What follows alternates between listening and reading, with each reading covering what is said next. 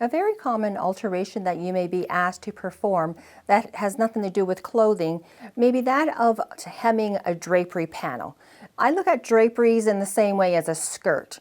It actually is, to me, easier to hem than a skirt. So it's a technique that I wanted to make sure you understood, whether you do it for yourself or your friends.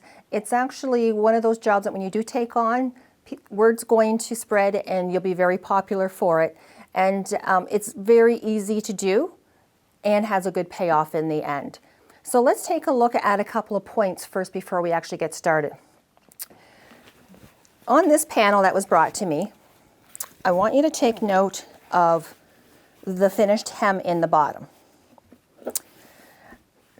Most or some drapery panels have a very, what I call a shallow or narrow hem in the bottom. This one I'm pretty sure is only 1.5 inches. I always like to have in my drapery panel, especially if it's a full length one, at least anywhere a 3-inch top stitch or a 4-inch top stitch.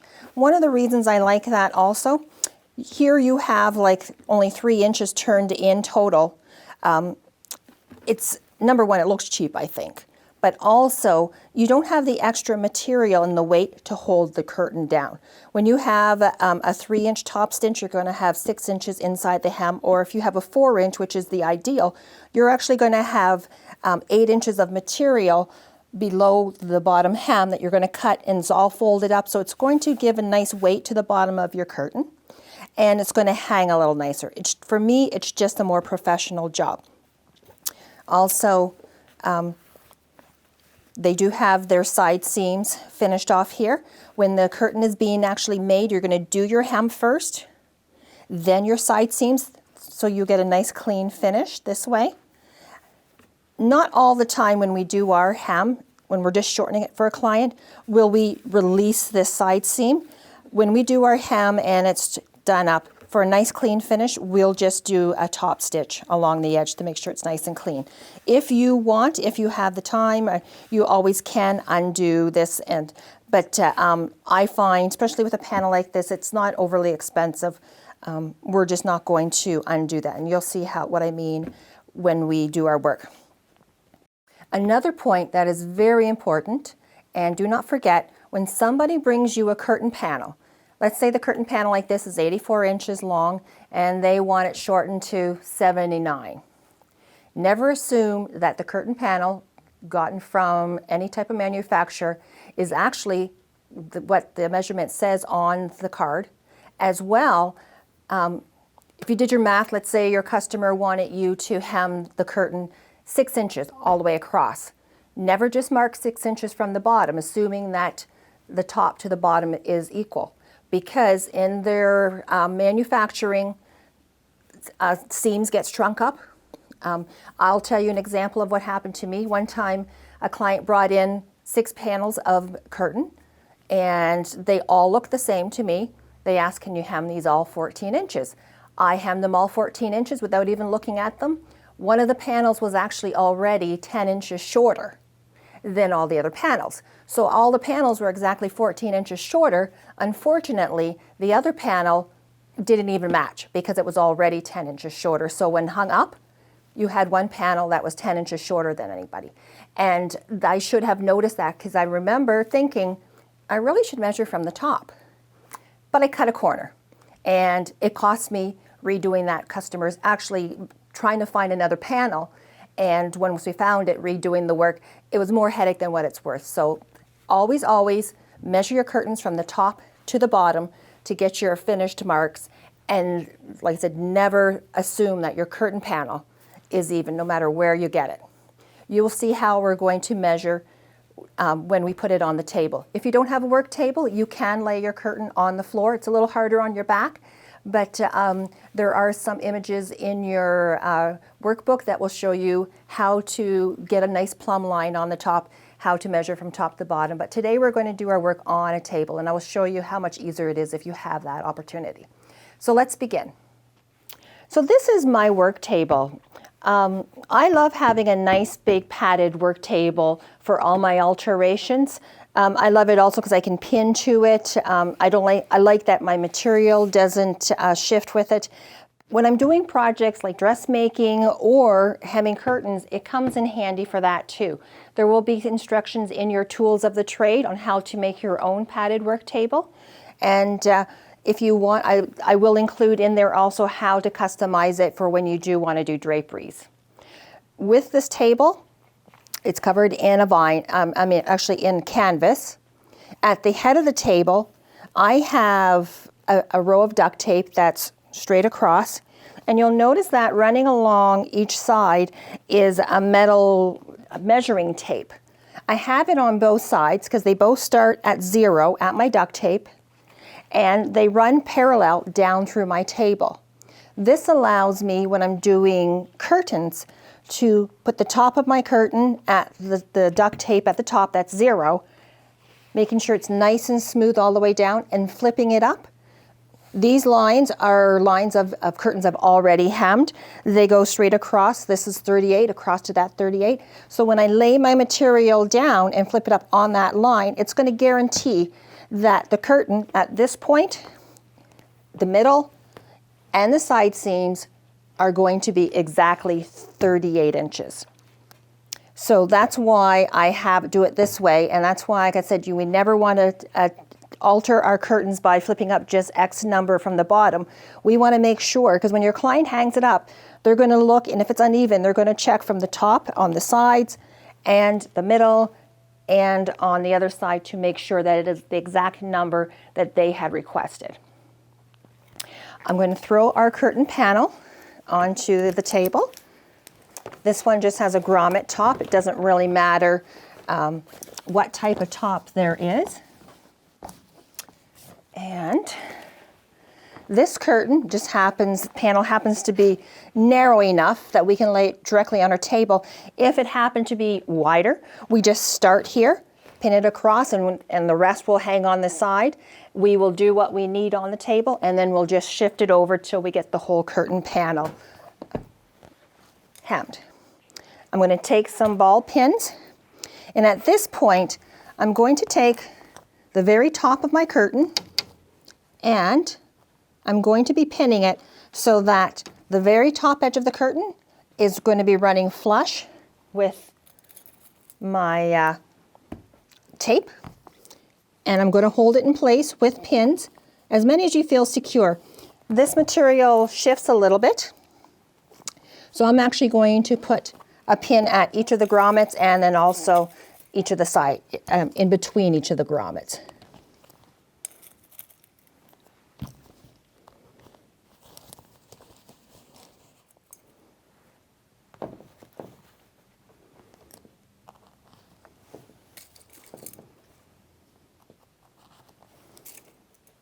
And there. It's also very important that when you have the side seam, you're going to want to make sure you have it anchored really well at your side seam. I'm aiming my pins kind of towards my outfit. That way it anchors it better. I just want it nice. We're not going to be yanking on it, but we are going to be pulling on the material a little bit, and we want to make sure that stays in place. I'm going to set my pins aside. We're going to lay out the curtain, and it's important. See how when we do this, we kind of get some of the extra folds out. Let's go over here. Do the same to the other side. We want it flat.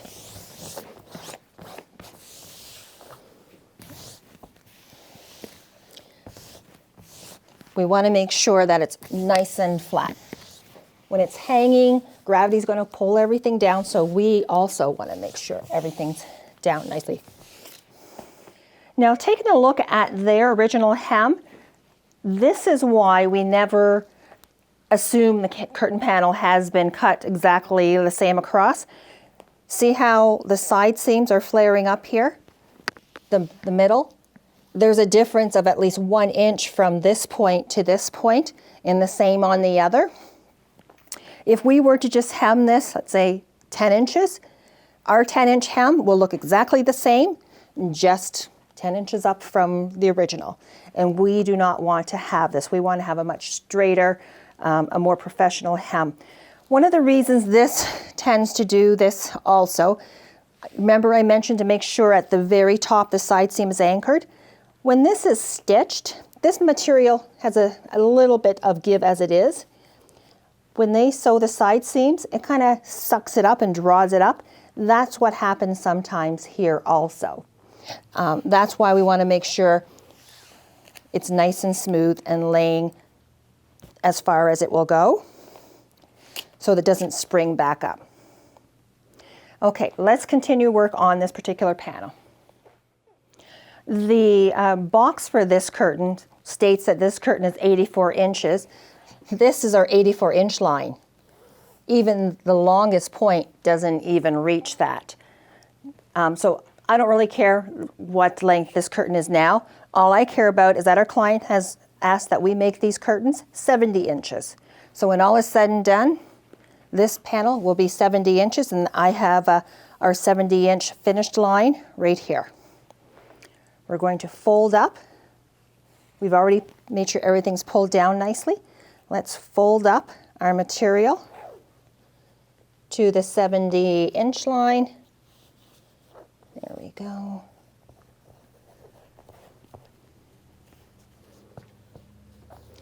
I'm making sure that even when I fold this up, still making sure that nothing, the underneath piece, nothing's kind of lifting up. I want to make sure it's nice and straight. We're going to go over to the other side.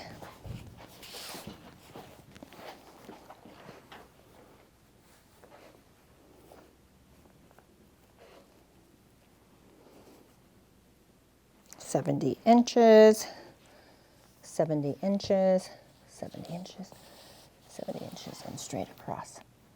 All right.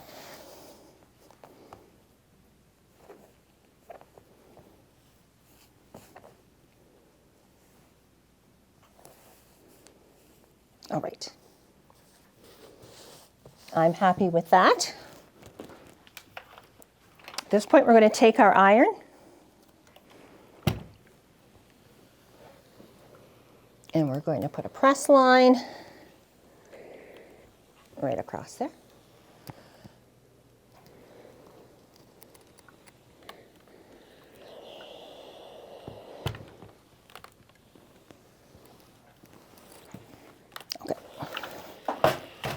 Clapper's over further, so I'm going to do this instead just to hold that down. Okay. We need to come over here. Let's talk about what we're going to leave inside the hem. This is still, we are going to do a 3-inch top stitch hem. All that means is that on the outside, our top stitching is going to be 3 inches from the bottom of the hem. So in order for us to do a 3-inch top stitch, we need to leave 6 inches inside. It's just much easier to turn in 3 inches, 3 inches, than to say, okay, I want a 3-inch hem, but I'm only going to turn in 1 inch, then 3 inches. That's too much playing around with material. Plus, when we have the extra material inside, it's going to give us the weight we want. If this was going to be a 4-inch hem, we would actually mark 8 inches from the bottom of the hem. I'm marking this way, remember, because I flipped the bottom of the curtain up. I'm going to put a chalk mark 6 inches above there, 6 inches, and I'll do on the other side too. I just want to draw this, connect the dots.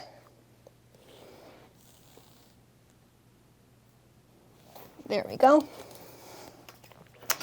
Now I'm going to cut this piece. Remember, we don't want to cut through to the other side. I'm just going to lift up the bottom that we flipped up. Not that I've ever done that before. It's a lot of repairing if you do, because I am just cutting that piece I flipped up. When you're doing draperies, the less you have to move things around and keep flopping it, adjusting, because it's such a big job, it saves you lots of time. Now we're going to grab our pins and That's our finished line. On the side seam, I do the side seams first. We're folding it 3 inches, which is halfway, so the cut edge goes to our fold. And there, I'm going to put a pin to hold that in this way. And then I'm going to put, make sure that's like that, 1 pin to anchor this edge, 1 here and 1 here. And now I'm going to go over and do the same to the other side.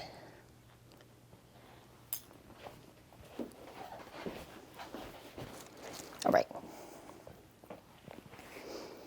Fold that in to the line, flip her up. There, looks good. Pin just to hold that way. And now, since it's anchored on that edge, now I can give this a little bit of a pull, put a little bit of tension onto my material, and anchor this side. The reason we do this too, it makes the rest of this fall into place nicer when you have like a nice, you can see how this almost just falls into place on its own at that point. I'm feeling with my hand, making sure that the cut edge is to the bottom. But one of my main goals too is that my fold is still on my finish line. I'm going to put 1 pin in here. Do the same here.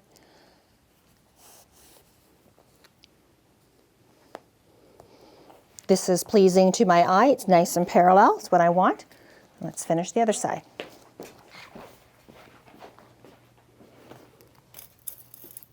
Oh.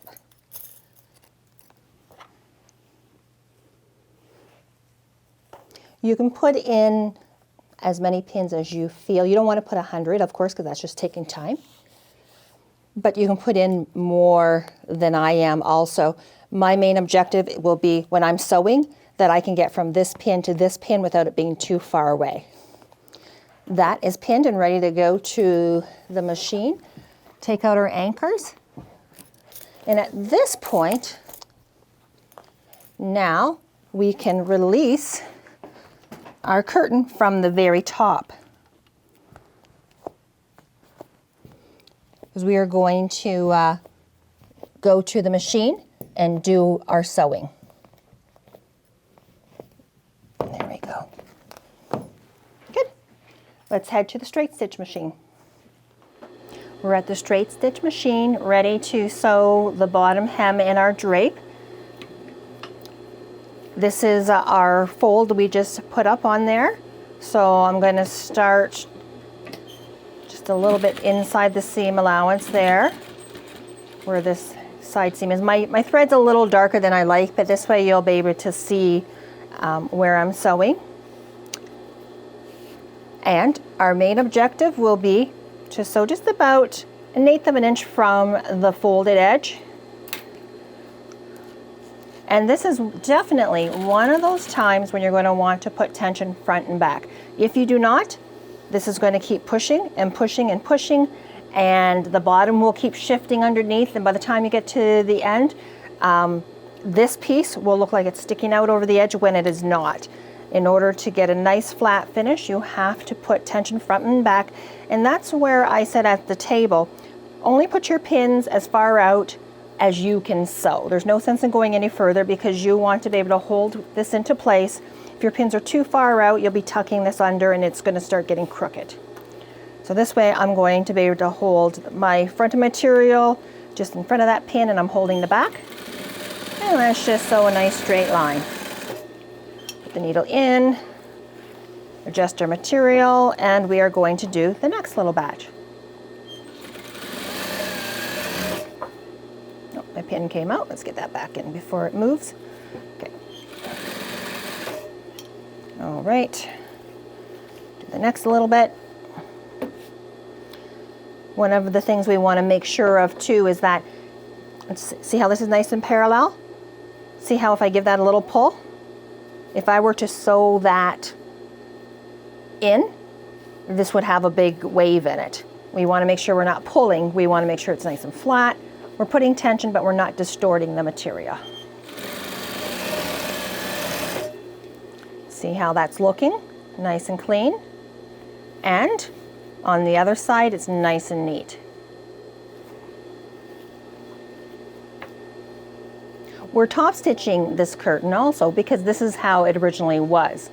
You could also do this hem using the blind hammer if you wanted a more formal hem so that it doesn't show.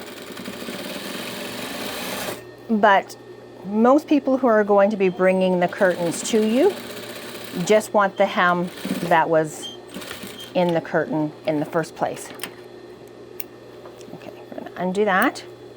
Like I said, this is darker than what we normally would put in. Next, remember I spoke about how if you did want to undo this side seam, do the bottom hem, then sew it all back down. That's an option. If we don't do that, we want to make sure this edge is nice and clean. I don't like this peeking out, so what I do is I'll take that extra material, that's one of the folds we just put in. I'm going to flip that up.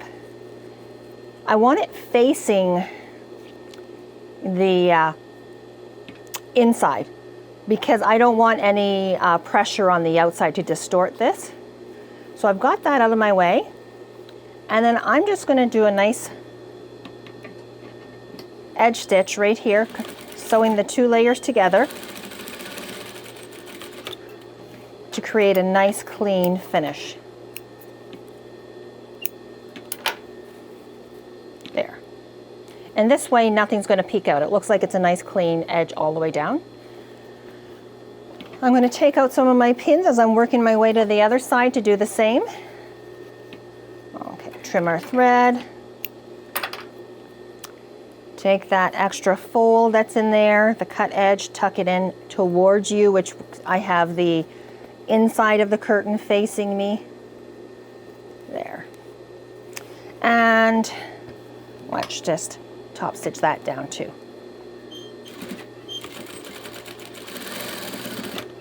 There.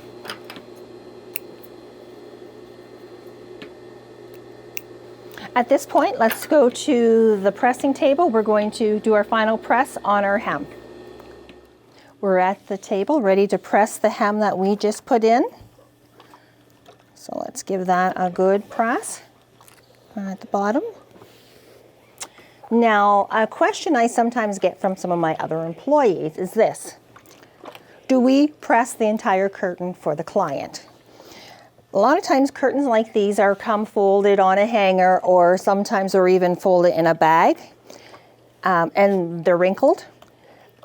If they ask you to press it, let them know that it's going to be a charge. This panel itself isn't overly large.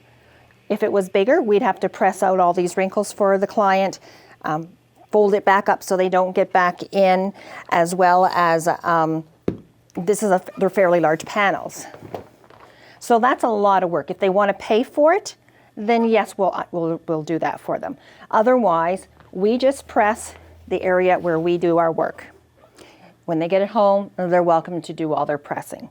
But if you feel really generous, you can do the pressing for them, but it's not an easy job. And like I said, time is money in our trade.